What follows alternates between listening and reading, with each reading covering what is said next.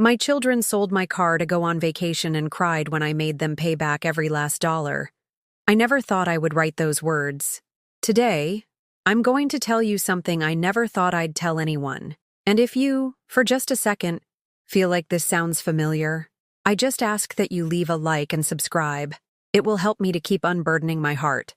I'm Carolyn Hope Miller. I'm 64 years old, and I live in a 2-story house in the King William Historic District of San Antonio. This Thursday morning, like every morning for the past 15 years, I went to the farmer's market with my flowered cloth tote bag, the one my late mother gave me, which smells eternally of cinnamon and cloves. My swollen legs protested with every step on the market's uneven pavement, but I pushed on, buying the ripest tomatoes, hunting for the best deal on onions, choosing the best chicken for my children's dinner. The May heat in San Antonio is relentless. By 11 in the morning, I could already feel the sweat soaking the navy blue cotton blouse I wear to go out, the one I religiously iron every Sunday after service at the Cathedral of San Fernando. My black orthopedic shoes, the only ones that soothe my plantar fasciitis, made a dull sound against the pavement as I carried the 2 grocery bags, one in each arm, feeling the plastic handles dig into my wrinkled palms. I had lived in the same house for 32 years. I bought it when I divorced Alex, my children's father, after discovering he had another family over in Alamo Heights. It was a modest little house on a quiet street, with a small front garden where I planted purple bougainvillea and a backyard where I hung the laundry every Monday.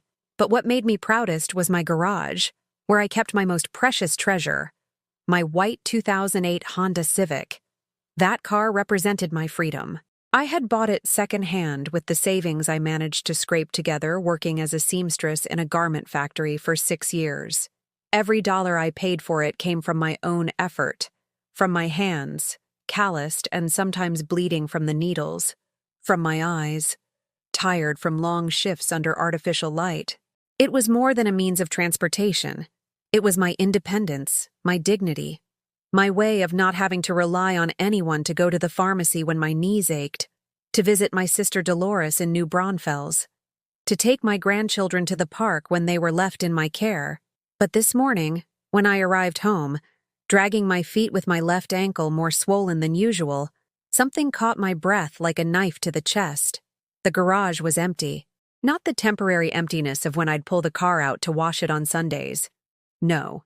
This was an absolute, definitive emptiness, like the silence that follows a scream. The gray concrete floor showed the rectangular marks where the tires had rested for years, oil stains that told the story of my old companion. There, in that space that had been the home of my freedom, only the hot air and the faint smell of old gasoline remained. My heart began to beat so hard I could feel it pounding in my ears. The grocery bag slipped from my hands and fell to the floor, spilling the tomatoes, which rolled across the patio like red tears. I immediately thought of theft. I ran to the green metal gate that opens to the street, the same one that squeaks every time I open it because it's needed oil for months, and I shouted with a broken voice, "Mr. Rogers, Mr. Rogers!" My lifelong neighbor, a 70-year-old man who watches over his small convenience store as if it were the Federal Reserve, peeked his head over the fence that separates our houses. His thick glasses reflected the midday sun, and his white mustache trembled as he chewed on a blood pressure pill. "What's wrong, Carolyn? Are you okay? Did you see my car?" I asked, my voice choked, pointing toward the empty garage as if he could see through walls. "Did you see who took it?" "Mr. I." Rogers scratched his bald head and frowned, as if trying to remember something important. "Your son James and your daughter Monica took it yesterday afternoon," he said with the calmness of someone reporting the weather. "They said it was for a surprise for Mom. They seemed really happy, even had music playing on their phones." Mr. Rogers's words hit me like a bucket of ice water in the middle of summer. A surprise for Mom. My stomach churned as if I'd eaten something spoiled. My legs, already tired from the market, began to tremble uncontrollably. I stumbled into the house, steadying myself on the pale yellow walls I had painted myself 10 years ago because they reminded me of the sunflowers in the hill country where I grew up. The familiar smell of my home, a mix of lavender fabuloso, fresh tortillas, and the Vicks VapoRub I use for my joints, now seemed foreign, as if I had walked into a stranger's house. On the dining room table, the pine table my sister gave me when I got divorced, I found a piece of paper folded in half. I recognized it immediately. It was a page torn from the notebook I used to track my monthly bills, written in Monica's round, messy handwriting. I opened it with trembling hands and read, "Dearest Mom, we love you so much. We know you'll understand. This is for your own good, too. Hugs and kisses. James and Monica. For your own good, too." Those 5 words stabbed my chest like thorns. I sat in my favorite chair, the wicker rocker I bought at a market 20 years ago, and for the first time in a long time, I didn't know whether to laugh or cry.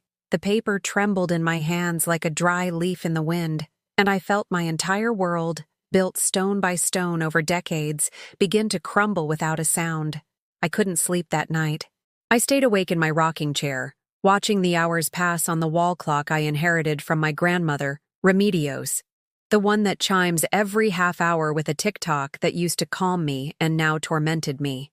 In the dim light of my living room, with only the yellowish glow from the streetlight filtering through the lace curtains, my mind began to unravel a tangle of memories I had carefully kept hidden in the deepest corner of my heart. James was born when I was 27, working double shifts at the factory so Alex could study business administration.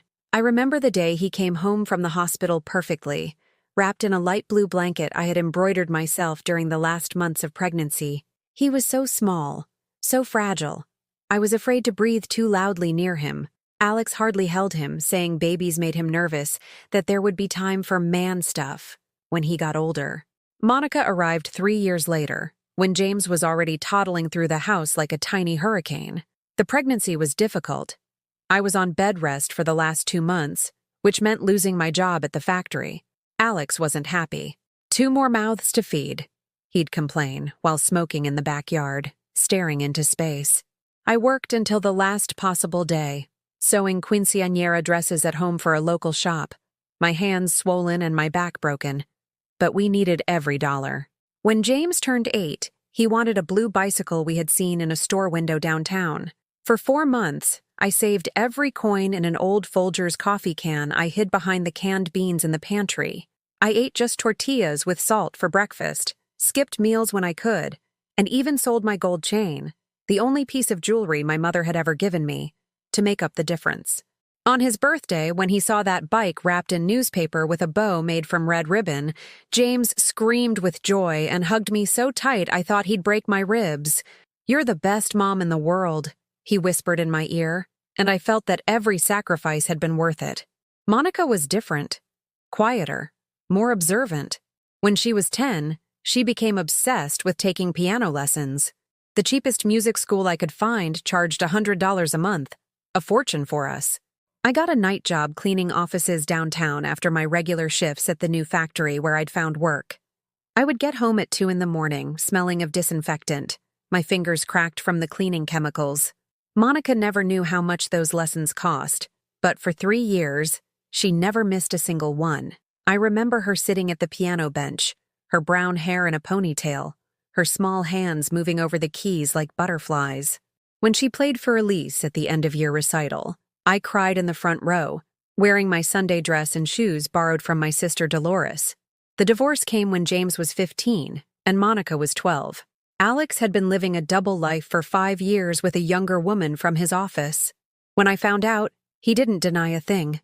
He just said, "Carolyn, this is over. You're not the woman I need anymore," as if I were an appliance that had stopped working correctly. The separation was brutal. He got his new apartment and his new life, and I was left with the children, the debts, and a child support check that arrived whenever he remembered to send it.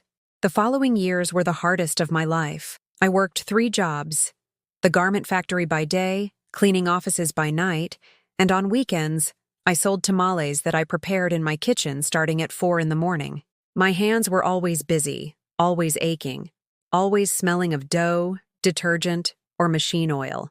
But my children never went without. James finished high school and went to a private university to study marketing, which cost me the equivalent of my entire salary from the factory. Monica continued with piano and then fell in love with dance, So I paid for ballet classes at the most prestigious school in San Antonio. When James graduated, I was already 52 and had developed arthritis in my knees from so many years on my feet. He got a job at an advertising agency and moved into an apartment in the Pearl District. I gave him everything I had saved for a down payment. $1,500 I had put together selling tamales and doing extra sewing jobs. "It's just a loan, Mom," he told me with that smile he had inherited from his father. "When I'm on my feet, I'll pay you back with interest." That was 12 years ago. The interest never came, but the visits asking for money for a computer, for a car, for vacations with his girlfriend never stopped. Monica stayed in school until she was 25. First dance, then graphic design, then a certificate in digital marketing. Each new major was her true calling, and each change of direction required new expenses. Supplies, tuition, more modern computers. I kept working, even though my body protested every morning when the alarm clock went off. My knees creaked when I got up, my back ached constantly, and I had developed carpal tunnel from so many years of sewing. But I never said no. "It's for their future," I would repeat to myself as I counted crumpled bills at my kitchen table. The last straw came 2 years ago when Monica decided she wanted to marry Fernando, a guy she met at a party who worked in a call center. The wedding had to be perfect. The dress she wanted cost $2,000, more than I earned in 6 months. I told her we could find something cheaper, something within our means. Her response was like a slap in the face. "Mom, you can't ruin the most important day of my life because you're being cheap. All my friends are going to be there." I sold my engagement ring, the last memento I had of a time when I believed in eternal love. It was a simple ring, but the gold was worth something. I also sold the big TV from the living room, the pearl earrings my sister had given me, and even took out a loan from the factory's credit union, pledging 3 months of my salary. Monica had her perfect dress, her perfect party, her perfect pictures. The marriage lasted 8 months. Fernando left her for another woman, and she returned to my house with 2 suitcases and a broken heart, as if nothing had happened. Through all these years, I kept living in the same house, sleeping in the same twin bed I bought when I got divorced, eating beans and tortillas to save on food, wearing the same clothes until they fell apart in my hands. My only luxury, my only concession to personal happiness, was my Honda Civic. I had bought it secondhand 6 years ago, when I finally admitted that my legs could no longer walk long distances, and that relying on public transportation was limiting my ability to find work. That car gave me freedom. I could go to the market whenever I needed, take my grandkids to the park when James dropped them off on weekends, visit my sister Dolores when she was lonely. But more than that car was mine. Completely mine. I had paid for it with my money, it was in my name, and no one else had a key. In a world where everything I did was for others, where every dollar I earned went to the needs or whims of my children, that little white car was the only space that was just for Carolyn Hope Miller. And now, sitting in my rocker in the pre-dawn darkness, I understood with a clarity that ached in my bones.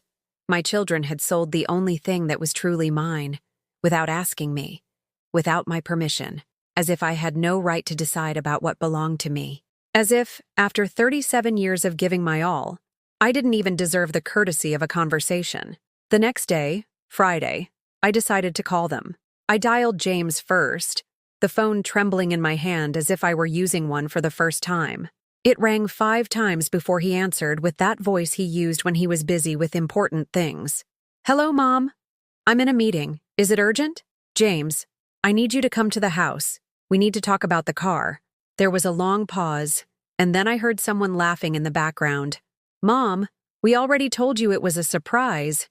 Can't you wait to understand things before you get hysterical?" Hysterical. The word felt like boiling water splashed on my face. "I'm not hysterical, son.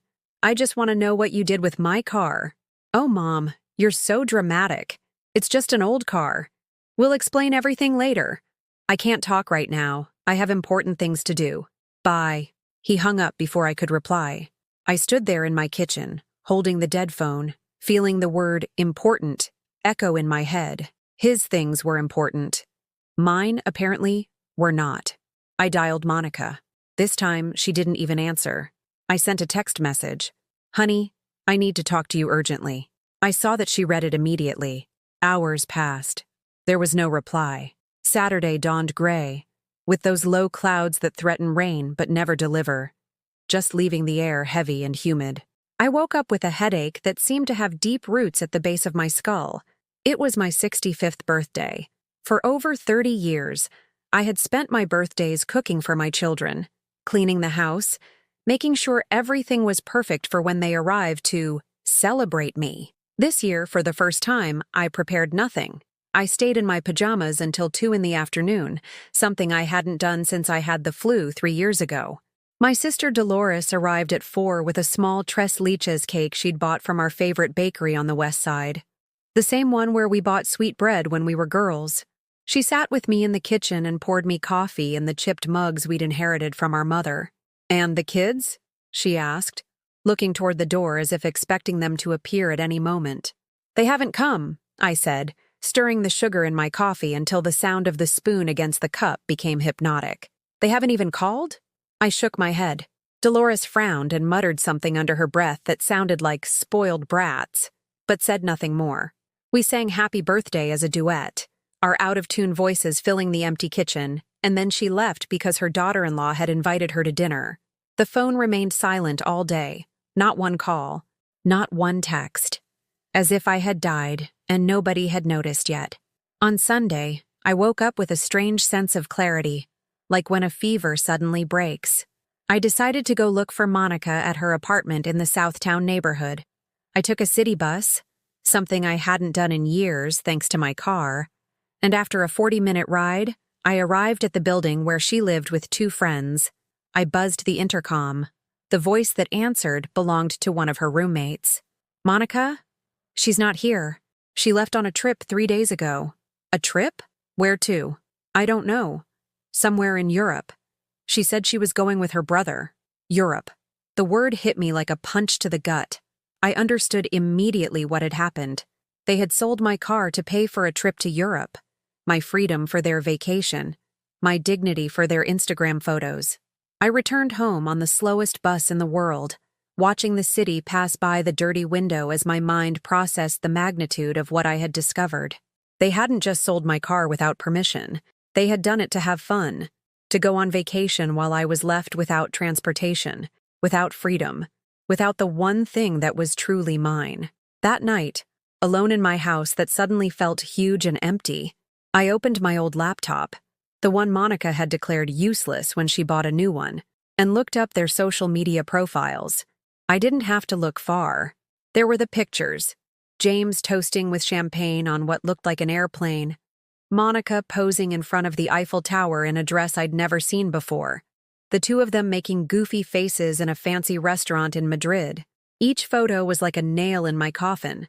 They had planned all of this. The trip, the sale of the car, the lies. And worst of all, they had done it while I, as always, was worrying about them, wondering if they were okay, if they needed anything. I kept scrolling. There were photos of luxurious hotels, meals at expensive restaurants, shopping sprees at designer stores. With what money? My car was worth maybe $4,000 best-case scenario. How could they afford such a lavish trip? Then I found a video of Monica in a Louis Vuitton store in Paris, holding a purse that probably cost more than my salary for 6 months. In the video, she said, "Finally getting to live the life I deserve. Sometimes you have to make hard choices to get ahead." Hard choices. Like selling your mother's car without telling her. I closed the laptop with so much force I was afraid I had broken it. I went to the kitchen and poured myself a glass of water, but my hands were shaking so much I spilled half of it on the floor. I sat at my table, the table where I had paid bills for decades, where I had helped my children with their homework, where I had planned every dollar of our family budget. And for the first time in my life, I felt something I had never felt towards my own children. Hate. No, it wasn't hate. It was something worse. It was a disappointment so deep it felt like a black hole in my chest, sucking in all the good I had felt for them for decades. It was the devastating realization that they hadn't just stolen my car. They had stolen my illusion of being a good mother, my belief that I had raised children who respected me, My faith that unconditional love was returned with something more than exploitation. I got up from the table and went to the closet in my bedroom. In the back, under old blankets and clothes that no longer fit, I kept a shoebox full of important documents. I took out the car's paperwork, the original bill of sale, the vehicle registration, the insurance policy. Everything was in my name. Carolyn Hope Miller. My car, my property. Sold without my consent. In that moment, something broke inside me. Not my heart. That had been broken for a long time. Something deeper broke. My willingness to continue being a victim of my own kindness. I sat on the edge of my bed, the papers in my hands, and made a decision I knew would change everything forever. I was not going to let this stand. Not anymore. The next day, Monday, I dressed in my best clothes. The navy blue suit I had bought for James's graduation, the black shoes I only wore for special occasions, and the faux pearl necklace Dolores had given me for Christmas. I combed my hair back into an elegant bun and put on makeup for the first time in months. I took the bus downtown and went straight to the DMV. The young woman who helped me, with long nails and infinite patience, explained how to check if my vehicle had been recently sold or transferred. "Do you have the buyer's information?" she asked as she typed on her computer. "I don't know who bought it. I didn't even know it had been sold." The girl gave me a look I'd seen before. The look people give when they understand you're a victim of something, but they don't know whether to get involved or stay quiet. "Ma'am, according to the system, the vehicle was transferred last Thursday into the name of a Mr. Fernando Castillo. Does that name ring a bell?" Fernando, Monica's ex-husband, the same Fernando who had left her for another woman, who hadn't wanted to pay a dime for the divorce, who had disappeared from our lives as if he had never existed. Monica had sold my car to her ex-husband, to a man who hated me because I always told her he wasn't good enough for my daughter. The irony hit me like a slap. After everything I had done for her, after paying for her perfect wedding, after comforting her when he left, Monica had sold my only valuable possession to the very man who had broken her heart. "Ma'am, are you okay?" the girl from the DMV asked. No, I was not okay. But for the first time in a long time, I knew exactly what I was going to do about it. That afternoon, I called James from a payphone outside a 7-Eleven near the DMV. I didn't want him to have my location when we talked. Something told me I needed to maintain some distance, some control over the situation. He answered on the third ring, his voice relaxed, the voice of someone enjoying a European vacation on someone else's dime. "Mom, why are you calling from a blocked number? You scared me." "James Edward Miller," I said, using his full name, like I did when he was a boy and had done something very wrong. "I want you to explain to me right now why you sold my car to Fernando Castillo." The silence that followed was so long, I thought the call had dropped. I heard background noise, music, people talking in what sounded like a European cafe, the clinking of cups and plates. My son was having breakfast in Paris while I was standing on a dusty San Antonio street, using my last few quarters to make a call that would change our lives forever. "Mom, how did you know?" "How did I know what?" I shouted, and several passers-by turned to look at me. "How did I know you sold my property without my permission to pay for a luxury vacation?" Wait, don't get upset. We can explain everything when we get back." "I'm not waiting, James. I want an explanation now. How could you do this to me?" I heard him whisper to someone, probably Monica, and then he came back on the phone with a completely different tone. He was no longer the embarrassed child caught in mischief. He was the businessman who knew very well how to handle difficult situations. "Look, Mom, I understand you're upset, but we did this thinking of you too. That car was getting really old. It was a gas guzzler.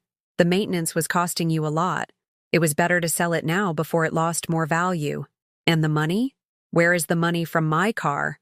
That's what we want to explain when we get back. We made an investment. We used part of the money for this business trip. We're making important contacts here in Europe. When we get back, you'll see it was all worth it. A business trip. The pictures of champagne and luxury magically transformed into important contacts. The shopping at Louis Vuitton became investments. The betrayal became thinking of you too. James, are you telling me you stole my car to go on vacation and now you're telling me it was a business trip? It's not stealing, Mom. You're my mother. We're family. Everything we have belongs to all of us. That phrase struck me like lightning. Everything we have belongs to all of us. For decades, that had been true, but only in one direction. Everything I had belonged to all of us. But everything they had was never mine. Their salaries, their apartments, their cars, their lives, all of that was exclusively theirs.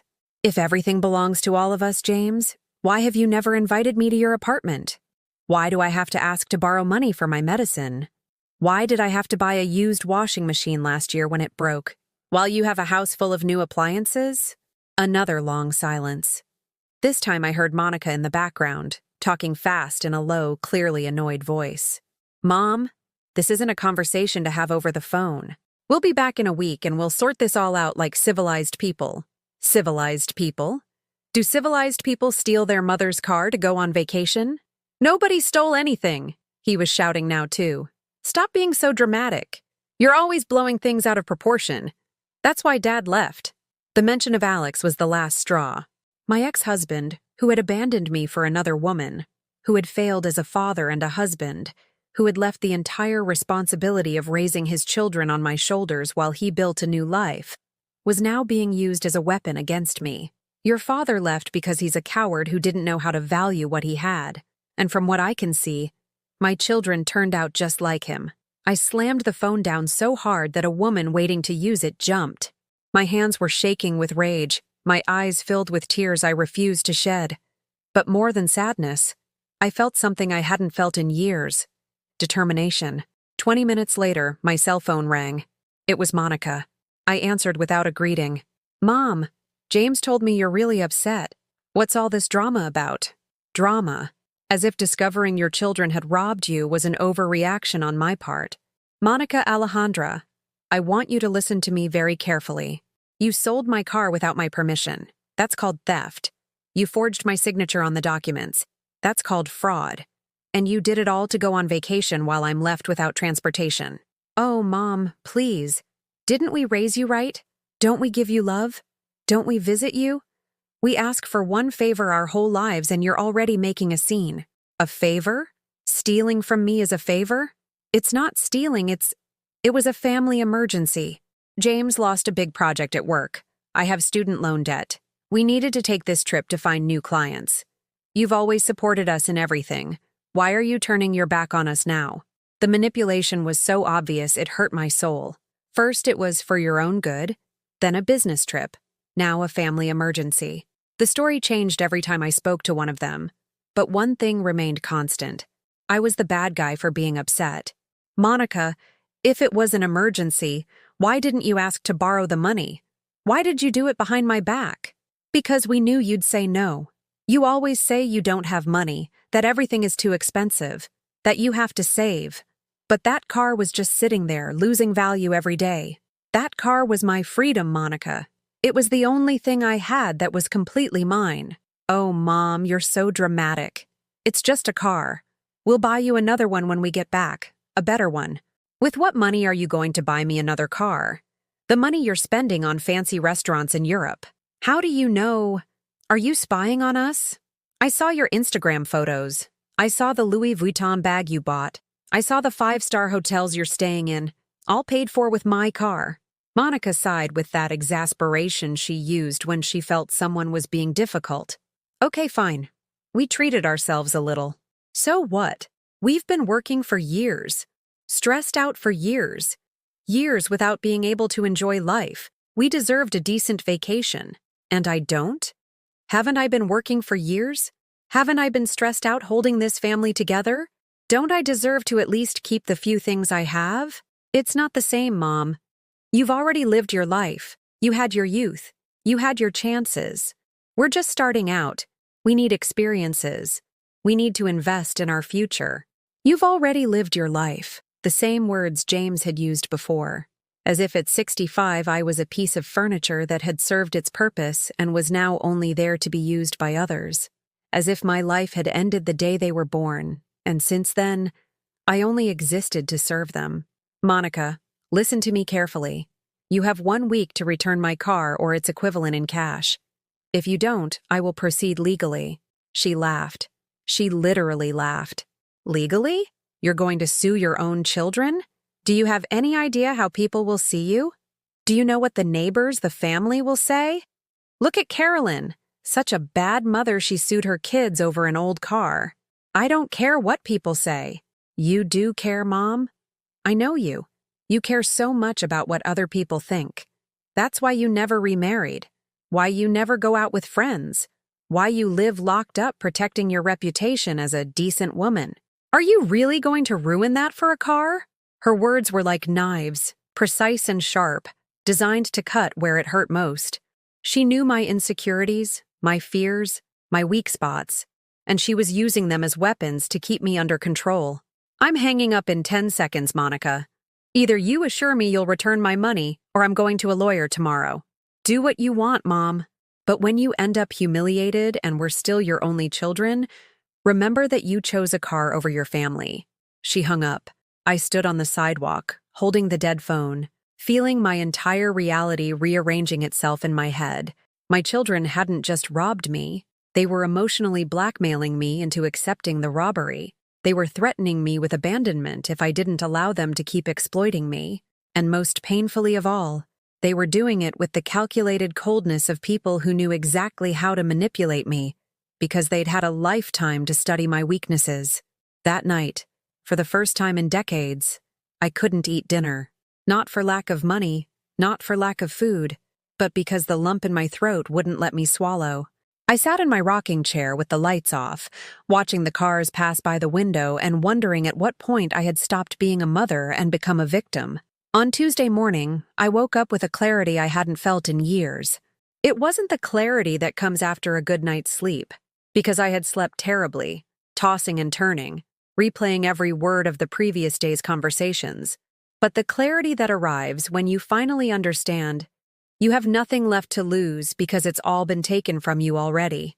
I got up, showered calmly, and for the first time in months, I put on the jade green blouse I'd bought on clearance 2 years ago, but had never worn because it was too dressy for every day. What day was I saving it for? What special occasion that never came because my whole life revolved around the needs of others? I ate breakfast sitting at my table, not standing in the kitchen as I always did in a hurry. I made myself a proper cup of coffee, with cinnamon and a pinch of brown sugar, and sat sipping it while I watched the man from the corner store open his shop with the same daily routine. There was something comforting in that borrowed normality, in knowing the world kept turning even though mine had changed forever. At 9 o'clock, I took the bus downtown. This time, I didn't feel humiliated by having to use public transport. It was my choice, my way of getting around, and no one had taken it from me. I had all the car's documents in my handbag, my ID, and $100 I had been saving for new shoes. Today, those shoes could wait. I had something more important to do. The office of Mr. Gonzalez, attorney at law, was in an old downtown building. One of those with long hallways and high ceilings that smelled of paper and accumulated years. I had found him in the newspaper's classifieds, in the affordable lawyers section. His ad read, "Free consultation, civil and family cases, straight talk." That last line was what convinced me. I needed someone who would give it to me straight, without sugarcoating it. Mr. Gonzalez was a man in his 60s, with a gray mustache and glasses that he took off and put on several times while reviewing my documents. His office was small but tidy, with shelves full of law books and a family photo on his desk. He reminded me of my elementary school teachers, serious but kind, with the patience that comes from having seen many human stories. "Mrs. Miller," he said after looking over all the papers, "what your children did is, effectively, theft. It's also document forgery if they used your signature without authorization. We have sufficient grounds to proceed legally. But, how do you know there's a but? Because in my experience, there's always a but when things are too clear-cut." He laughed, a warm sound that put me at ease. "You're right. The but is that they are your children. Legal proceedings against immediate family are complicated, not so much legally, but emotionally, and they're public. It'll be in the papers. The neighbors will find out. The family will take sides. So what do you recommend? That we send them a demand letter, signed by me, demanding the return of the vehicle or its monetary equivalent within 15 days. If they don't comply, then we proceed with the formal lawsuit. How much would all that cost? The letter, $150. If we go to trial, it would be on contingency, $1,500, but only if we win. If we lose, you pay me nothing more, $1,500. Almost half of what my car was worth. But this wasn't about the money. It was about something priceless. My dignity. Do it. The lawyer pulled out an old typewriter and began to draft the letter as I dictated all the details. The sound of the keys hitting the paper was like music to my ears. Every word he typed was a step toward reclaiming a piece of what they had taken from me. 2 hours later, I left his office with 3 copies of the most important letter I had ever signed in my life. One for James, one for Monica, and one for me. I went straight to the post office and sent them via certified mail to their work addresses. I wanted them to receive them in public, in front of their colleagues, so they could feel even a fraction of the shame I had felt. The rest of the week was strange. For the first time in decades, I had no one to cook for, no one to wait for, no child who might show up asking for money or favors. At first, the house felt too quiet. I was used to the constant noise of my phone ringing with other people's requests and emergencies. Now, the silence was total.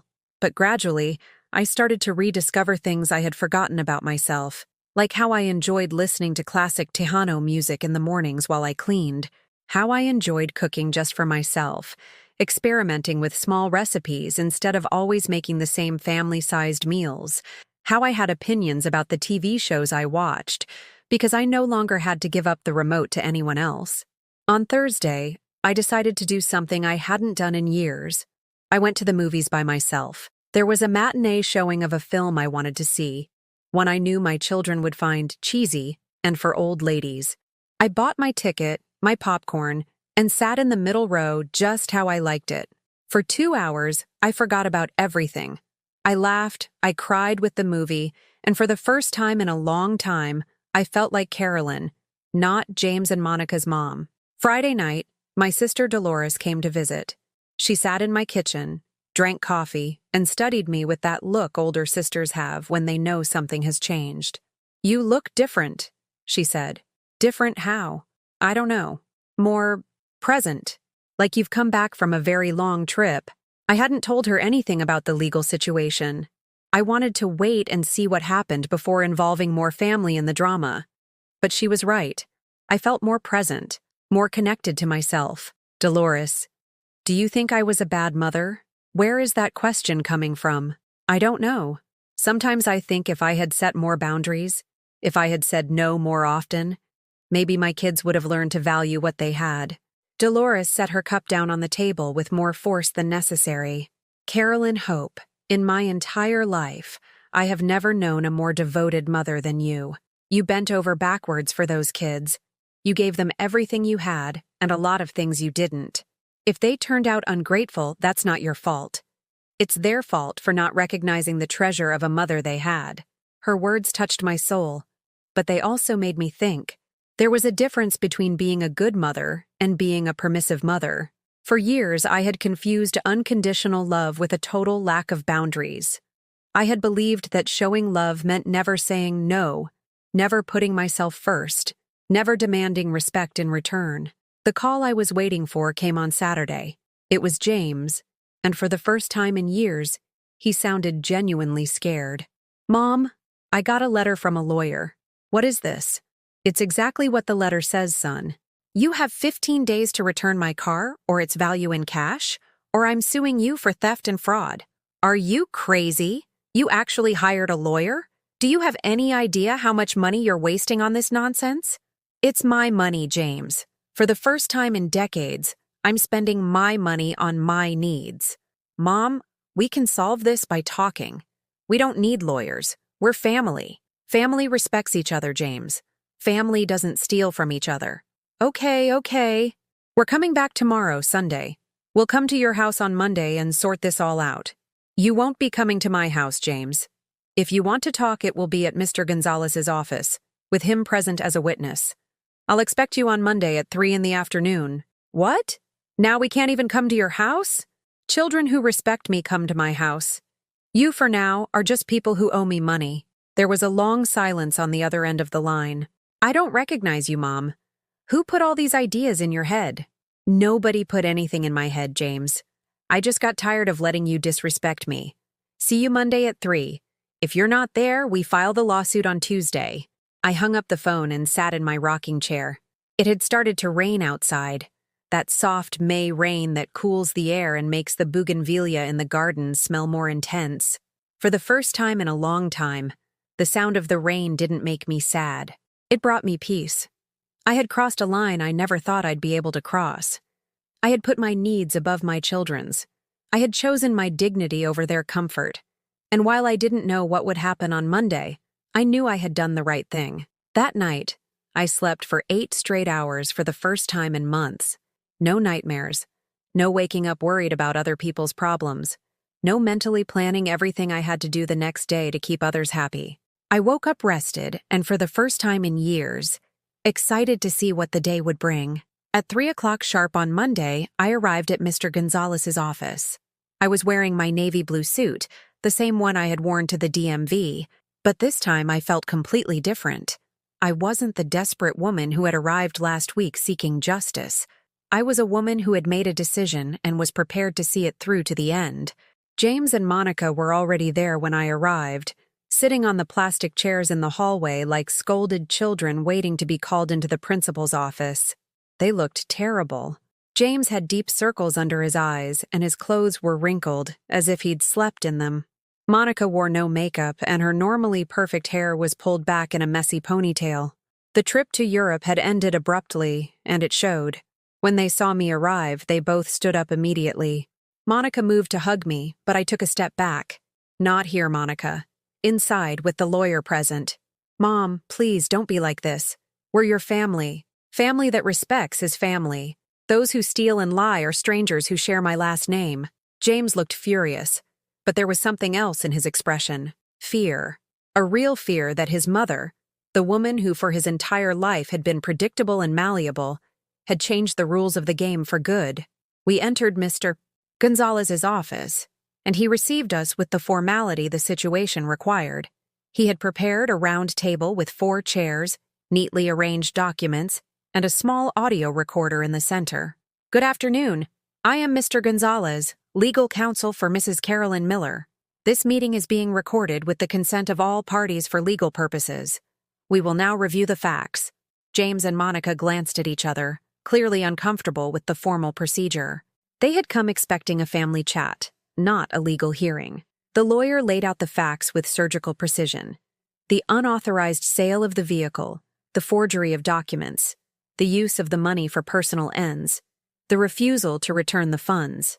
Each point was backed by evidence: copies of the original documents, records of the title transfer, screenshots from social media showing the lavish use of the funds.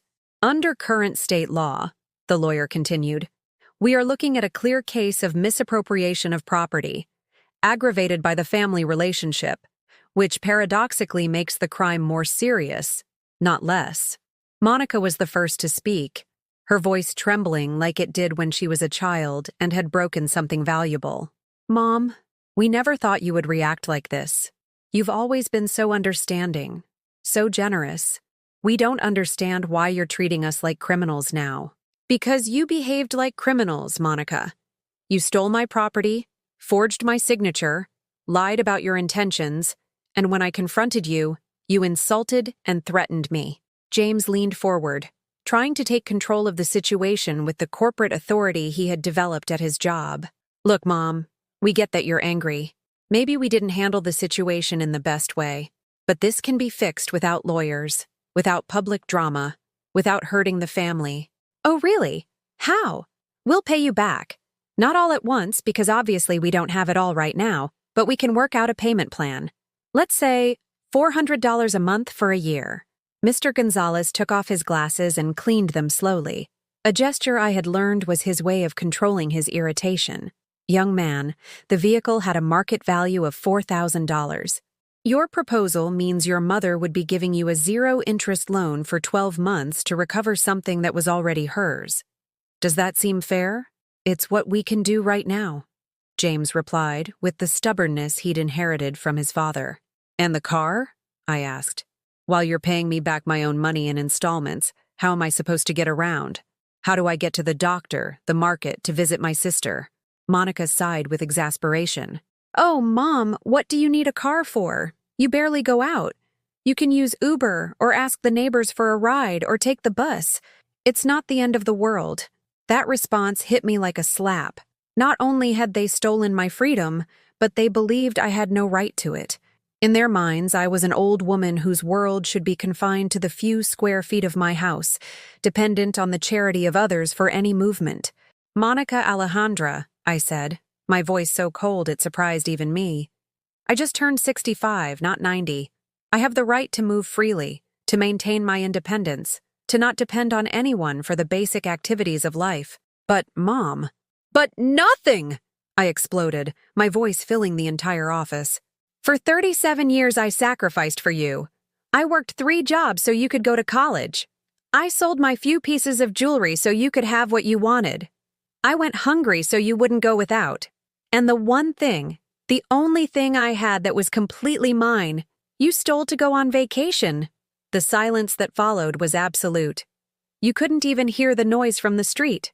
For the first time in my life, I had yelled at my children. For the first time, I had put my pain above their comfort. James was the first to recover. Okay, Mom, we get it. You're really upset. What do you want us to do? What will fix this? I pulled a sheet of paper from my handbag that I had prepared that morning. I unfolded it on the table with steady hands. I want $4,000 in cash this week, or we will proceed with the formal lawsuit. This week? Monica shouted. That's impossible. We don't have that kind of money. You had that kind of money to spend in Europe. Find it to pay me back. It's not the same, Mom, James argued. That money's been spent. It's gone. Then sell something. Your TVs, your computers, the things you bought in Europe. Ask for a loan. Work overtime. Do whatever it takes, but get my money. You're being impossible, Monica muttered. Completely irrational. I stood up from my chair and looked her directly in the eyes. No, honey. What was irrational was allowing you to treat me like your personal ATM for decades. What was irrational was believing that unconditional love meant allowing any abuse. What was irrational was thinking that you would one day appreciate the sacrifices I made for you. And if we don't get the money?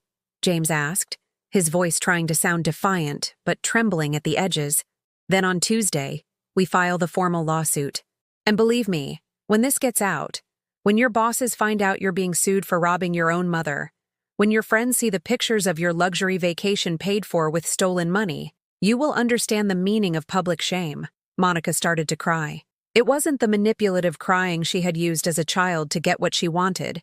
It was the crying of panic, of someone who finally understood that the consequences of her actions were here to stay. Mom, please. We're your children. You love us. You can't do this to us. I do love you, I said, and my voice softened for the first time in the entire meeting. I love you so much that for years I let you hurt me just so I wouldn't have to hurt you. But loving someone doesn't mean letting them destroy you. Loving also means teaching them that actions have consequences. And if we pay? James asked. If we get the money, will things go back to how they were before? The question hurt more than I expected, because I knew the answer was no. Something between us had broken forever. It wasn't just the car. It wasn't just the money. It was the trust, the respect, the image I had of them as good people who had made a mistake. No, I answered honestly. Things will never go back to how they were, but they could be better. They could be honest. They could be based on mutual respect instead of one-sided exploitation. Mr. Gonzalez intervened with his professional voice. Mr. and Mrs. Miller, you have until Friday at 5 p.m.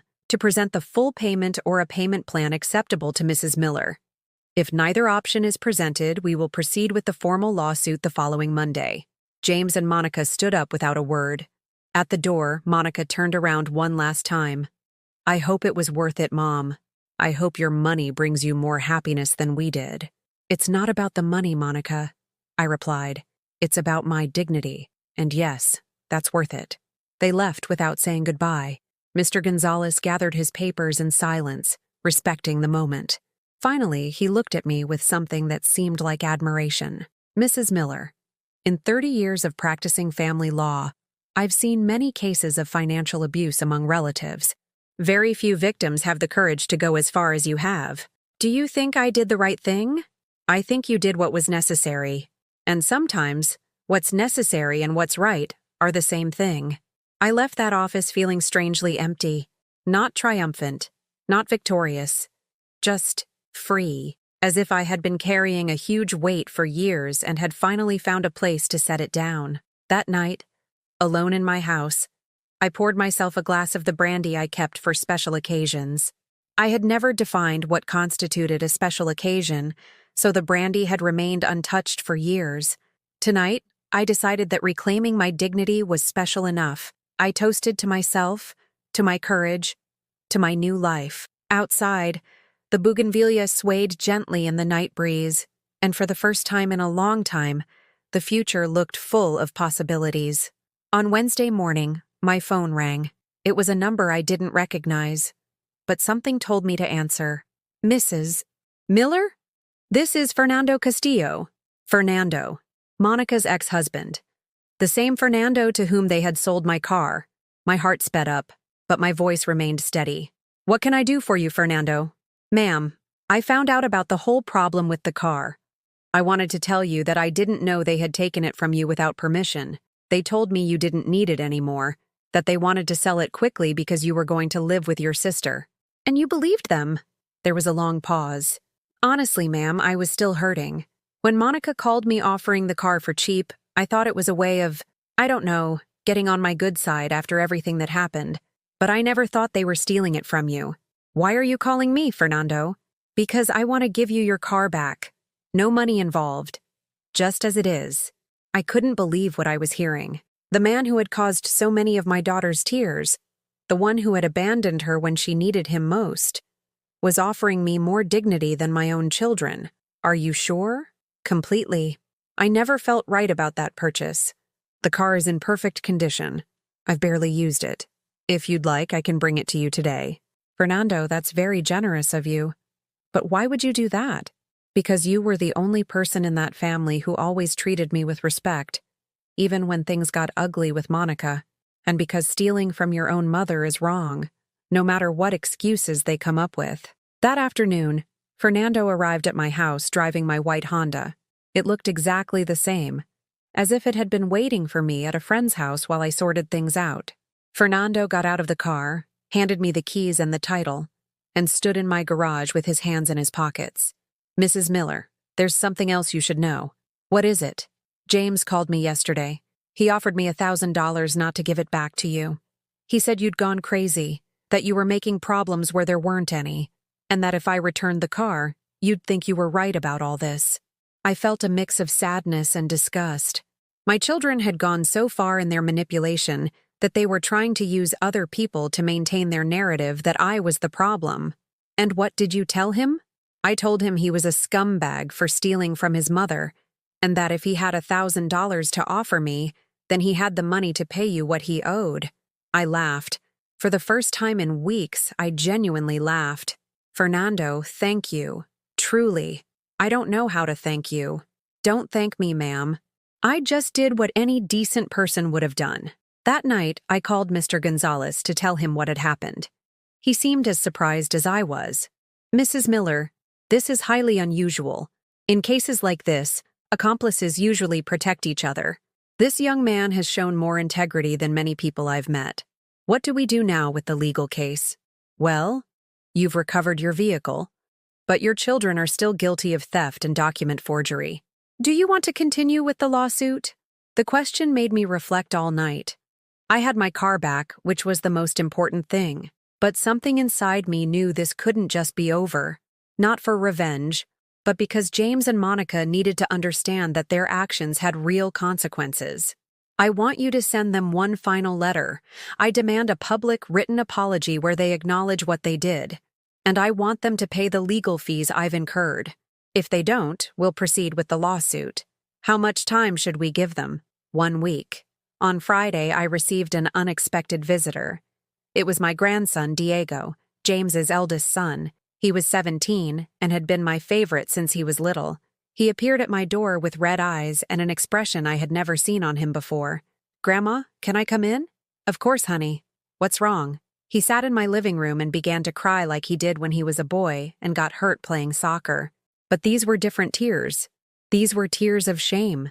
"Grandma, I found out what my dad and my aunt did. My mom told me everything last night. And what do you think about it? That they're wrong. So wrong. I always thought my dad was a good, honorable man, but to steal from his own mother? I don't even know how to look him in the face. Diego, your father is a good man who made some bad decisions. That doesn't completely define him. How can you defend him after what he did to you?" "I'm not defending him. I'm trying not to hate him. There's a difference." Diego looked at me with those big eyes he had inherited from his grandfather Alex, but with a maturity that neither of my children had ever shown. "Grandma, I want to apologize on behalf of our whole family. What they did to you was wrong, and there's no excuse for it. You don't have to apologize for the actions of others, sweetie." "Yes, I do, because it's my family, and because I want you to know that not all of us think the same way. My sister and I have been saving money from our part-time jobs. It's not much, but we want to give it to you to help pay for the expenses you've had because of all this." He pulled an envelope from his backpack and placed it on my coffee table. Inside were $300 in bills of different denominations, clearly saved up coin by coin over months. "Diego, I can't accept this. It's your money. Grandma, my whole life you've given us everything. When we were little and my parents didn't have money for Christmas toys, you would show up with presents. When I started high school and needed a new uniform, you took me to buy it. When my sister wanted to take guitar lessons, you paid for the first few months until my parents could take over." I didn't remember him noticing all those things. "Diego, let me finish, Grandma. We never said thank you the way we should have, and now we see that my parents took advantage of your kindness their whole lives. But you taught my sister and me what it means to be good people, not with words, but by example. And now we want to show you that we learned." I took the envelope and put it in my purse. Not because I needed the money, but because rejecting it would have been rejecting my grandson's genuine love. "Thank you, Diego. This means more to me than you can imagine." "Grandma, are you going to forgive my dad?" "Someday, honey.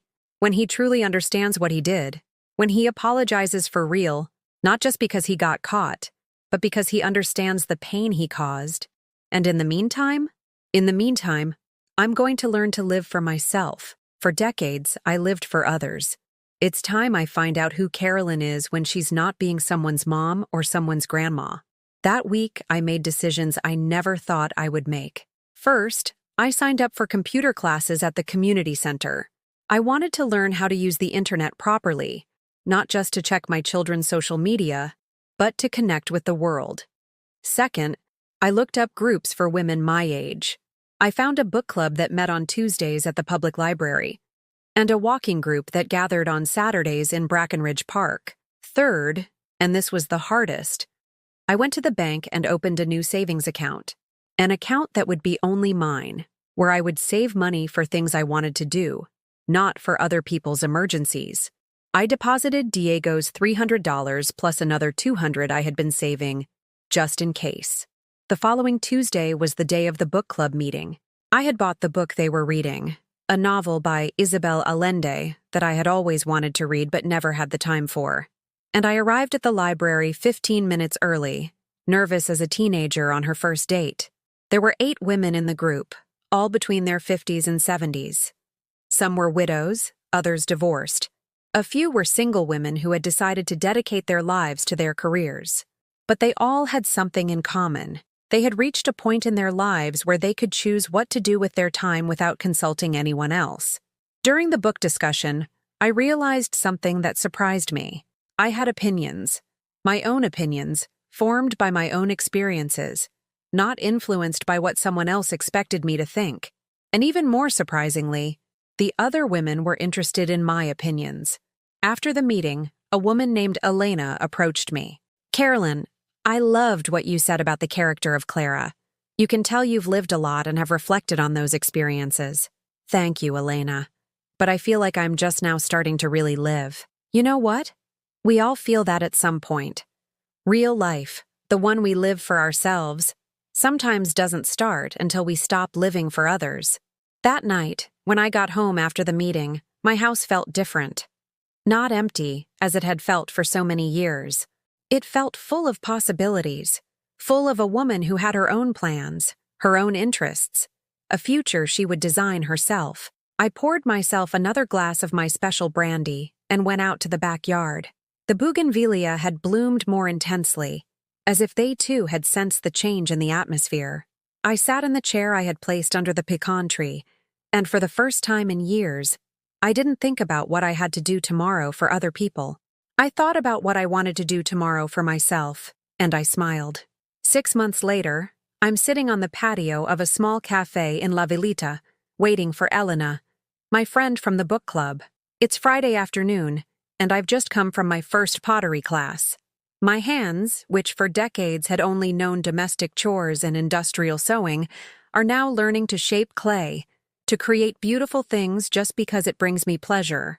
I'm wearing a new dress, emerald green, which I bought last week without feeling guilty for spending money on myself. It's the first item of clothing I've bought in years that wasn't out of absolute necessity, but because I liked how I looked when I tried it on.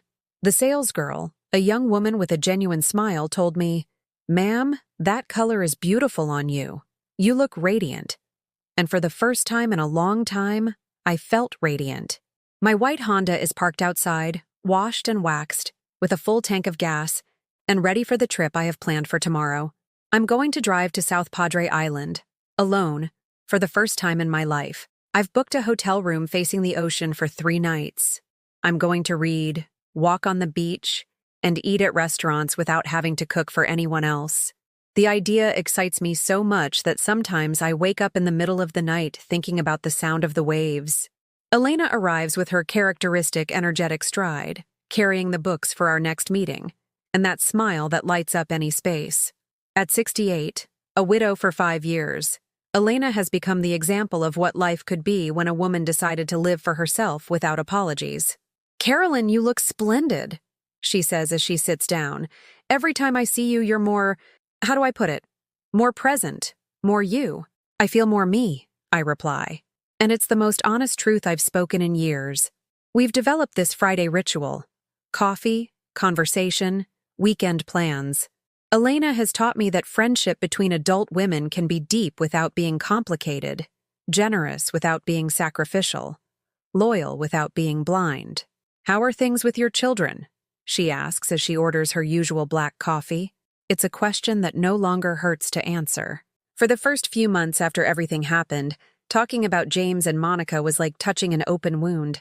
Now it's simply part of my story, not the definition of my present.